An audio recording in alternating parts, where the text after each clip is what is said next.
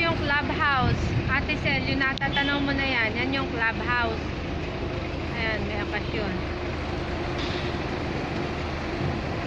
Yan po tayo dito. So, etong hilera na to, black 1 yan, Ate Sel.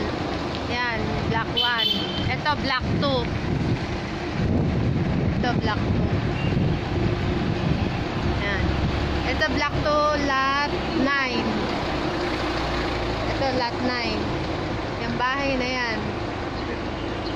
Oh, ayan, lot 9. So, ito po yung lote, Ate Sel. Lot 11 tsaka 12. Ayan, dalawang magkatabi.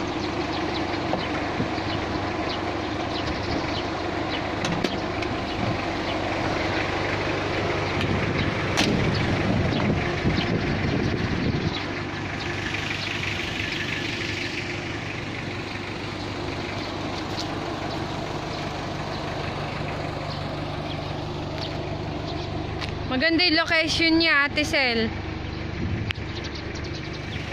Katabing-katabi ng corner lot. Ayan.